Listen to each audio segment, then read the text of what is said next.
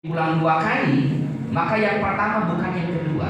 Yusron, kemudahan diulang dua kali, maknanya kemudahan yang pertama itu beda dengan kemudahan yang kedua. Maka terjemah enaknya ayat fa inna ma'al usri yusron, inna ma'al usri yusron, terjemah enaknya adalah satu kesulitan Allah akan himpit dengan dua kemudahan. Makanya dalam bahasa Sunda kita sering berseloroh, kita gampang-gampang susah. Gampangnya seberapa kali?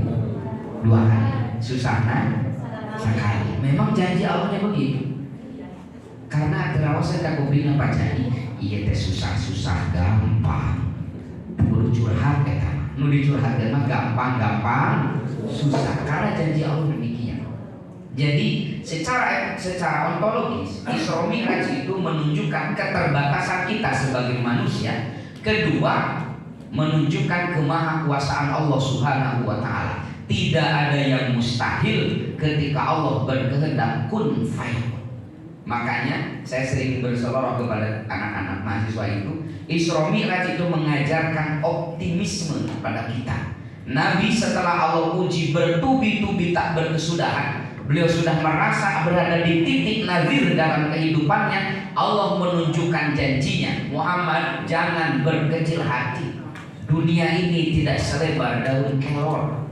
Kalau di Mekah dan di Taif penduduknya mengkhianati dan membencimu, di luar Mekah dan Taif itu jutaan kali lipat makhluk yang menghormati dan mencintai. Kau tak percaya? Ayo kita jalan-jalan Muhammad minal masjidil haram ilal masjidil aqsa. Untuk apa? Linuriyahu min ayatina. Untuk Allah tunjukkan sebagian kecil dari tanda-tanda kebesaran Allah, agar hati Sayyidina Muhammad optimis kembali dalam menatap masa depan. Ini tujuan utama Isra Mi'raj itu, optimisme. Kami selalu berudak ya, ma Isra Mi'raj healing, healing. Nemawi pami teteh di bumi teh rada mulku sunu, teu semangat buah-buah eta teh kode priyogi, healing. Atau terus pak kedua, dari istri urang teh sanes beji komnya pak kedua, dan diajak healing lah supaya apa healing itu? Optimis, semangat kembali menatap masa depan. Wabil khusus bagi sahabat-sahabat mahasiswa, optimisme ini penting, apalagi bagi kita sebagai mahasiswa. Ketika kita melihat keadaan dunia yang mungkin saja membuat kita pesimis dalam menatap masa depan, tentang berjalannya demokrasi, kemudian tentang tatanan global dan yang lain-lain. Kalau kita baca data dan fakta di lapangan hari ini, rasanya pesimis kita itu menghadapi masa depan demokrasi kita. Tapi sekali lagi, Islam mengajarkan kita untuk optimis. Kenapa kita harus optimis? Karena kita bertuhan kepada Allah yang maha segala-galanya. Optimisme ini penting. Kenapa? Karena power itu, kekuatan itu tidak terletak di otot kita, tapi power sejatinya berada in your mind, dalam pikiran. Makanya Islam mengajarkan kita umatnya agar sejak pikiran kita optimis, visioner, roja ilallah. Kenapa? Karena Allah akan seperti yang kita bayangkan. Pesimis kita menatap masa depan, maka seperti itulah yang akan kita hadapi. Tapi sebaliknya, semakin kita optimis, semakin kita husnudzon, berharap akan pertolongan Allah, maka Allah akan menunjukkan apa yang kita yakini. Makanya kepada sahabat-sahabat mahasiswa, ketika kita turun ke jalan misalkan, lalu tidak ada respon yang signifikan dari stakeholder yang kita tuju, jangan berkecil hati. Kita punya Tuhan yang maha segala-galanya. Teka kupi demo deui, ulah pena demo sakali masalah gantung sepatu. Yang Islam mengajarkan kita untuk optimis dalam menatap masa depan. Itu secara ontologis. Yang kedua, secara aksiologis. Nanti epistemologisnya kita di belakang ya, biar narasinya enak. Secara aksiologis, Isra Mi'raj itu sebenarnya, kata Imam Fakhruddin Ar-Razi dalam tafsirnya Mafatihul Ghaib, ini sengaja saya kutip tafsir bahasa Arab Pak Jadi. untuk menunjukkan kualitas saya sebagai ustaz. Di sana kata Imam Fakhruddin Ar-Razi, inti sebenarnya adalah mi'rajnya itu. Jadi idealnya Allah itu langsung memi'rajkan Nabi dari Masjidil Haram ke Sidratul Muntaha, tak perlu ada Isra dulu. Tapi faktanya Allah mengisrakan Nabi dulu sebelum memi'rajkan beliau. Kalau kita kaji secara aksiologis, Isra itu adalah perjalanan horizontal minal masjid ila masjid. Horizontal, simbol dari kehidupan dunia, simbol dari hablum minan nas. Mi'raj itu adalah perjalanan vertikal, simbol dari kehidupan akhirat, simbol dari hablum minallah. Dengan satu paketnya Isra dan Mi'raj mengajarkan kepada kita akan keseimbangan dua sisi ini. Wabtaghi fima ataqallahu darul akhirah wala tansa nasibaka minad dunya. Tujuan hakiki kita, kehidupan sejati kita adalah akhirat, tapi jangan lupa juga dunia. Untuk masalah kehidupan akhirat, masalah hablum minallah, sering kita diperdengarkan oleh guru-guru kita, para mubalik, para ajian kita. Karena begini ya yang ingin saya tekankan, selama ini Pak Ketua, banyak narasi yang seolah-olah berislam yang benar itu adalah berislam yang hablum minallahnya saja. Makanya banyak orang yang hablum minallahnya itu bagus, berjamaahnya rajin, tadarusnya giat, Senin Kemisnya gak pernah terlewat. Seperti mahasiswa-mahasiswi STHG, Senin Kamis gak pernah terlewat ya. Gak pernah terlewat. Alhamdulillah. Kalau untuk puasanya itu tergantung wakil ketua tiganya. Pokoknya kita belum pernah terlewat Senin dan Kamis. Tapi mencaci maki orang senang, menyebar berita yang provokatif senang, menginjak-injak hak dan martabat rakyat juga senang. Nah, kita terjebak di sana. Seolah-olah berislam yang baik itu tidak lepas dari perbuatan yang dalam tanda kutip soleh, sholat, zakat, haji. Sedangkan dosa-dosa yang berkaitan dengan hablum minan nas seolah-olah abai kita untuk mengkaji. Padahal Musa itu pernah berdialog dengan Allah. Ini bisa dibacalah di dalam perjanjian lama ya. Kata Musa suatu hari berdialog dengan Allah, duhai Allahku, amal apa yang paling kau sukai dariku? Apakah salatku? Kata Allah, bukan, salatmu untukmu Musa, karena dengan kau salat dirimu akan terjaga dari perbuatan keji dan mungkar. Apakah zikir dan wiridku ya Allah? Bukan, karena zikirmu untuk diri, dikarenakan kau zikir hatimu tenang. Apakah puasa? Juga bukan, karena puasamu adalah untukmu manfaatnya. Karena kau dengan berpuasa nafsumu bisa kau kendalikan. Lalu kata Musa, apa yang paling kau sukai dariku ya Allah? Kata Allah, kau memberi makan mereka yang kelaparan, menolong mereka yang membutuhkan, membela mereka yang tertindas. Jadi hablum minanas ini luar biasa. Makanya Rasulullah itu pernah mendeklarasikan khairun nas anfa'uhum linnas. Manusia terbaik adalah manusia yang paling bermanfaat untuk manusia yang lain. Awas hati-hati ya. Kemarin saya ceramah di Tegal, sebelum saya ceramah ada petinggi Kabupaten Tegal itu sambutan. Orasinya luar biasa, mungkin mantan aktivis. Dalam sambutannya beliau itu dengan berapi-api, Nabi kita yang mulia pernah ngendika khairun nas anfa'uhum linnas. Kata saya, Nabi kapan kenalan dengan Hansip? Kan linnas itu Hansip. Khairun nas anfa'uhum linnas, bukan linnas. Artinya sisi hablum minan nas itu luar biasa diapresiasi di dalam Islam. Berislam yang baik adalah berislam yang membuat tatanan sosial menjadi lebih baik. Jangan karena kita berislam yang salah kemudian tatanan sosial menjadi acak-acakan, Pak. kita teriak masalah amar ma'ruf nahi munkar, tapi tatanan sosial yang sudah dibentuk, yang sudah dibangun berpuluh-puluh tahun porak-poranda. Kita bicara tentang jihad, tapi tatanan sosial yang sudah kuat berpuluh-puluh tahun rusak dengan istilah itu. Makanya saya titip kepada mahasiswa-mahasiswi STHI ini, prinsip kita di dalam Islam adalah manusia terbaik adalah manusia yang paling bermanfaat bagi manusia yang lain. Berislam yang baik adalah berislam yang membuat tatanan sosial menjadi lebih baik. Anda, Allah berikan kesempatan untuk menekuni bab hukum. Tolong jadikan ilmu yang Anda miliki itu memberikan efek positif terhadap tatanan sosial, memberikan efek yang positif terhadap kehidupan berbangsa dan bernegara. Ini penting.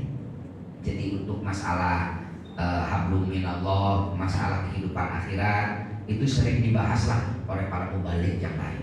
Yang jarang dibahas itu masalah duniawi, masalah keduniawian. Jadi saya ingin fokus bagaimana Isra Mi'raj ini mengajarkan kita tentang tata dunia baru, tentang tatanan sosial yang benar-benar asli, murni, lahir dari pemahaman keberagaman kita terhadap Islam yang rahmatan lil alamin. Jadi yang kedua secara epistemologis, kehidupan dunia dan kehidupan akhirat itu harus seimbang. Ada juga yang sebaliknya, Bu Vera.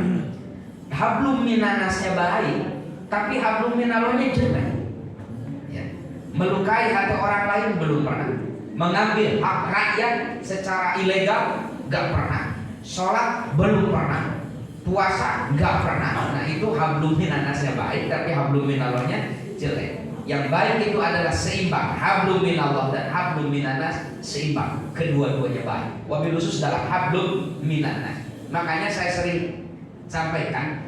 Dulu pernah juga saya sampaikan ya, ketika haul dulu itu ya, ketika peringatan haul Syekhuna Al-Mukarram Al-Mufullah di sini, saya sampaikan bagaimana posisi Nabi dalam hal keduniawian. Karena posisi Nabi sebagai Nabi itu hanya satu dari 8 posisi beliau yang duniawi.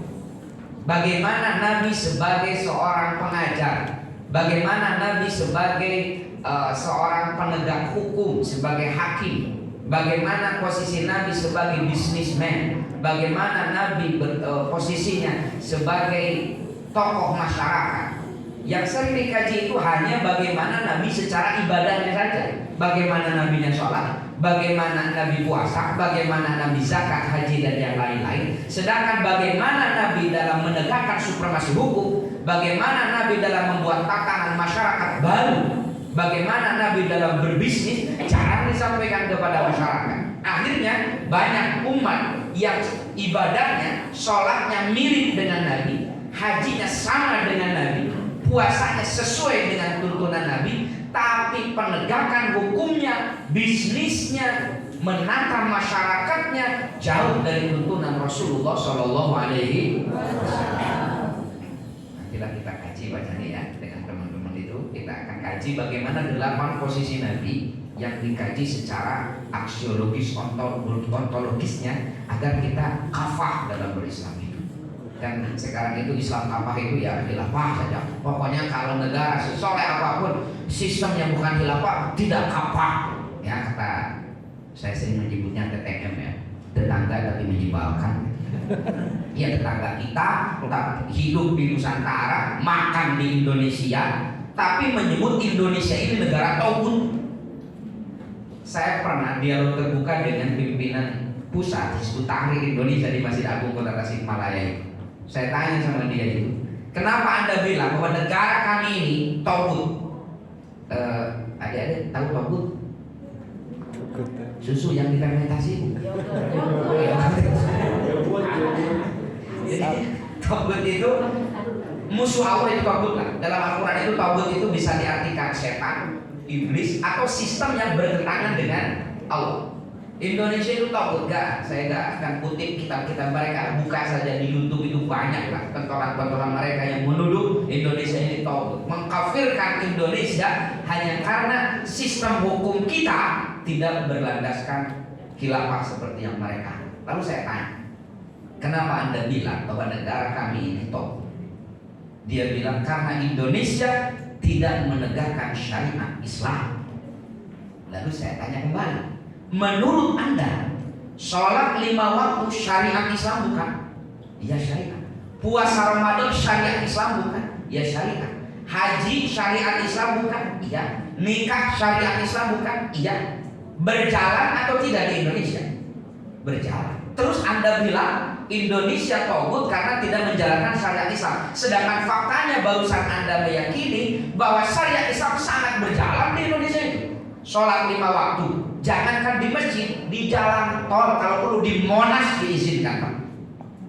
Saking berjalannya syariat Islam di Indonesia.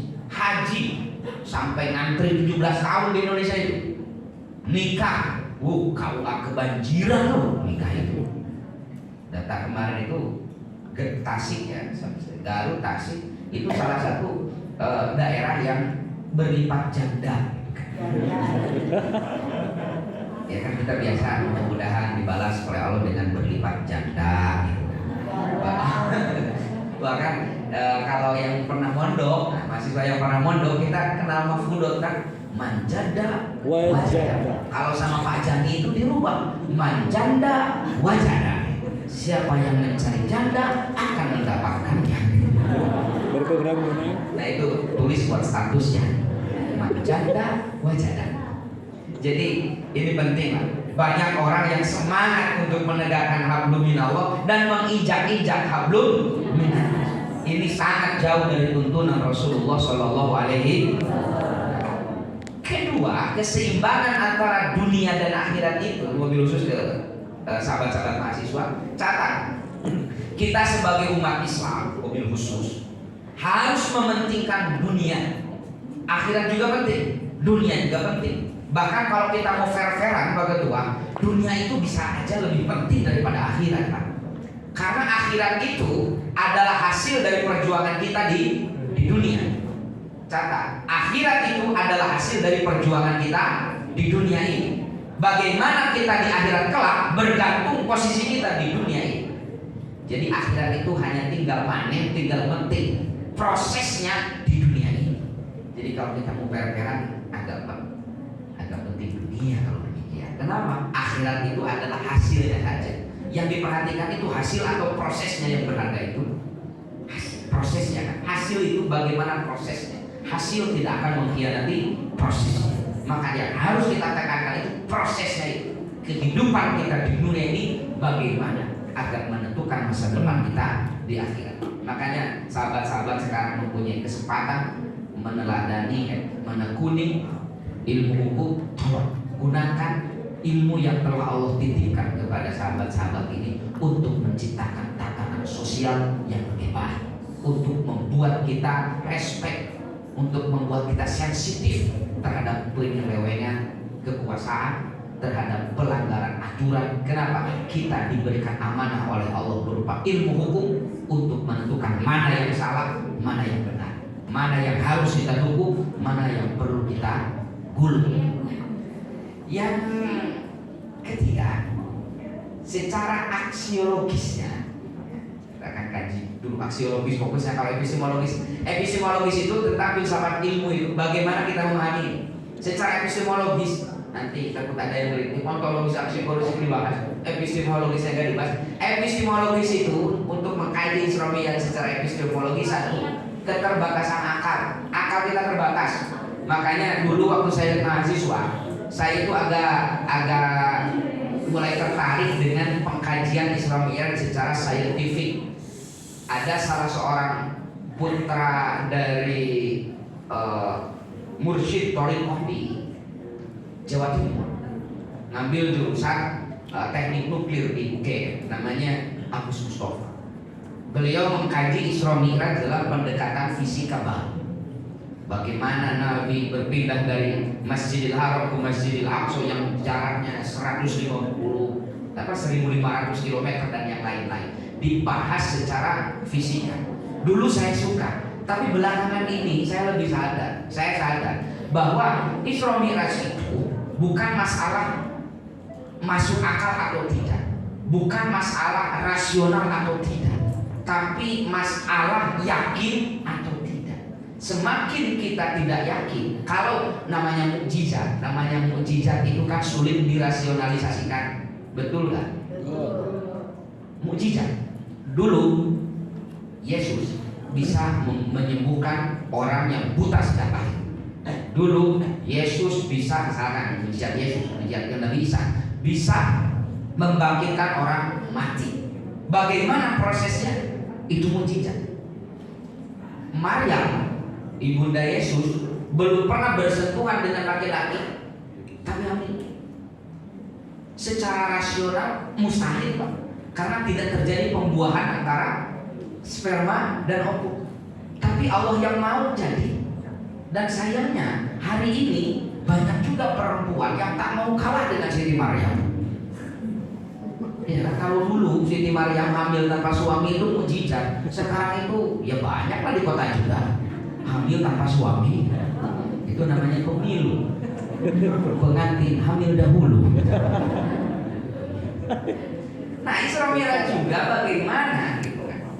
Dari Masjidil Haram ke Masjidil Aqsa yang jaraknya 1468 km tepatnya. Kalau nggak percaya bisa dicek di Google Map berapa jarak dari Masjidil Haram ke Masjidil Aqsa. Segitulah, 1468 km ya. Itu pun kalau tidak mampir dulu ke sana kemari, kita tarik lurusnya. Yang bisa ditempuh oleh Nabi dalam relatif singkat. Bagaimana ini penerimaannya? Nah, kembali secara epistemologis, secara rasional, apapun yang akan kita kaji, gak akan rasional. Nah, kembali ada yang kedua di dalam Islam itu wahbiyah. Wahbiyah itu adalah pemahaman yang langsung dari Allah berupa keimanan. Makanya nanti di dalam epistemologi Islam, kan epistemologi Barat itu, filsafat Barat itu hanya satu, rasional dan faktual. Kalau rasional tapi tidak faktual, bukan ilmiah. Kalau faktual tapi tidak rasional, juga bukan ilmiah. Banyak kan yang faktual tapi tidak rasional. Contoh, santet. Faktual banyak yang terjadi. Bagaimana baskom masuk ke dalam perut, tapi bagaimana cara merasionalisasikannya? Sampai sekarang belum pernah ada teman saya yang ngambil S1, S2, S3 di filsafat yang mengkaji epistemologi santet. Belum pernah baca saya. Kenapa? Gak akan masuk. Nah, mukjizat juga demikian. Nah, makanya di dalam Islam ada lagi pendekatan epistemologi, yakni irfani. Irfani itu pendekatan iman, kalau istilahnya, pendekatan keyakinan. Bagaimana kita memahami kalau Allah yang berkehendak, siapa yang menghalangi? Ya, ketika Allah berkehendak kun fayakun, irasional menurut kita, mustahil menurut logika, impossible dalam sains. Tapi kalau Allah mau, siapa yang bisa melawan? Nah, Isra Mi'raj juga pernah, percayalah, berduri-berduri, mas Isra Mi'raj itu, maknya lah pikiran lain, aku makan demokrasi berjalan lancar lah di Indonesia ya. Jangan berpikir macam Isra Mi'raj itu secara rasional yang sudah terjadi, biarlah terjadi. Ya, meskipun kita merasionalisasikan, gak akan nambah efek. Pokoknya inti dari Isra Mi'raj itu keimanan kita akan sabda Allah Subhanahu wa Ta'ala, konsekuensi dari keimanan.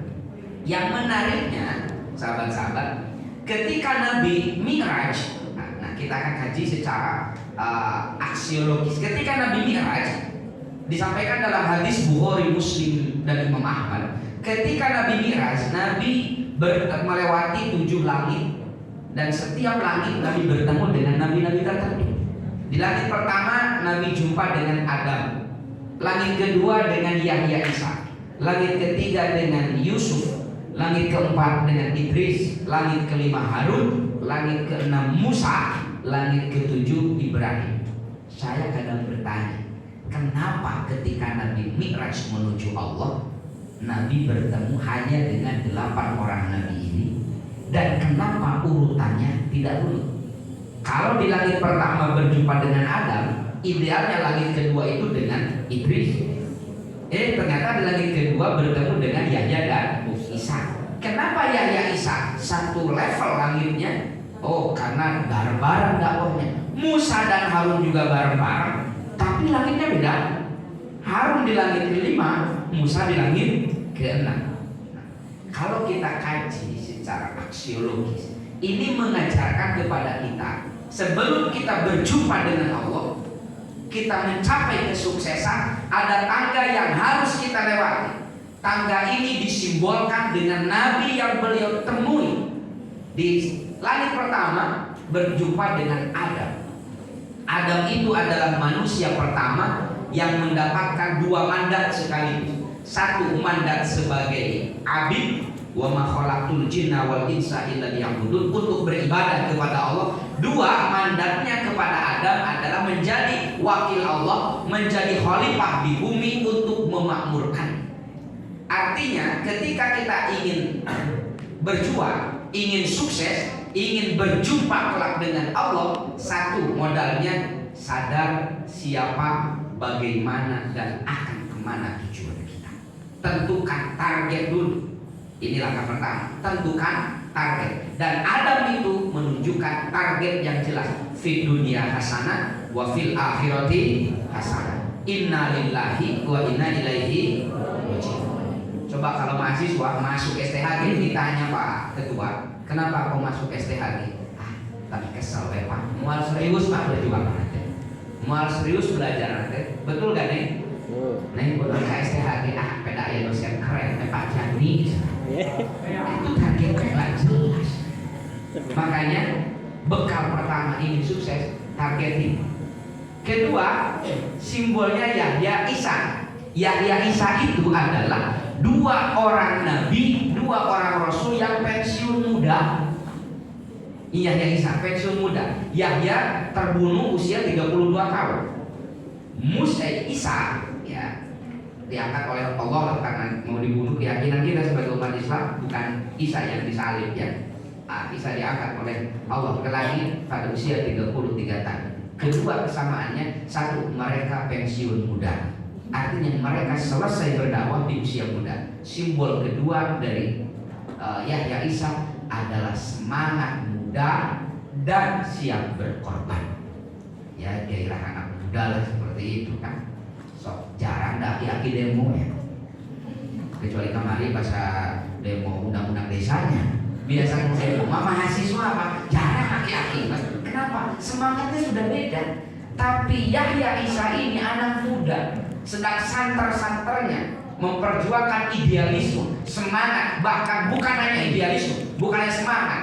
Demi idealisme itu bisa mengorbankan nyawa. Contohnya Yahya Isa, demi satu target keriduan Allah, menyampaikan risalah, nyawa pun mereka korbankan untuk satu target ini. Kan kita di mahasiswa dulu ketika di pergerakan, kita dididik oleh mentor-mentor kita itu, meskipun nyawa jadi taruhannya, demokrasi harus kita perjuangkan. Ayo demo, kata orang. Tapi kita pun tukang demo pada demo masak gitu kan. Demo masak. Jadi ini semangat muda. Makanya kepada mahasiswa-mahasiswa STHG, contohlah Yahya dan Isa.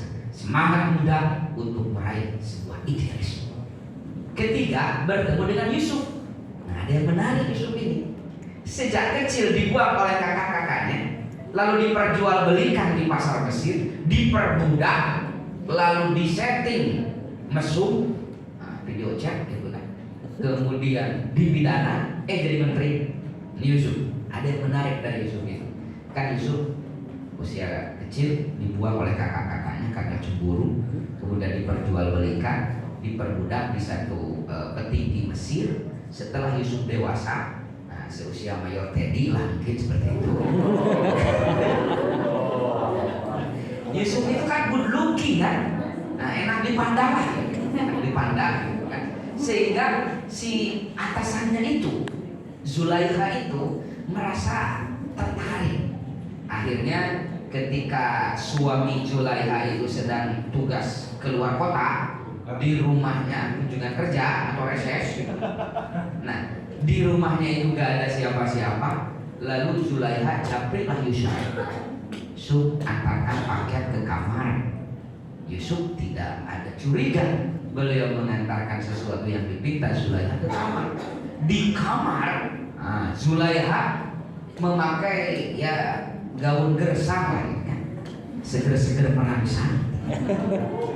Yusuf, kebayang Yusuf itu seusia kalian lah, mahasiswa ini, usia muda. kabayang teh anak muda, pamuda nu normal ningali anu gemoy Pak. Nah, gemoy kan lihat di dalam Al-Quran. Yusuf juga tertarik hatinya untuk berbuat mesum dengan Zaliha, tapi Allah menyelamatkan Yusuf. Lalu Yusuf kabur ke pintu, ditarik oleh Zulaikha dari belakang, sobek. Yusuf itu ke pintu mau kabur.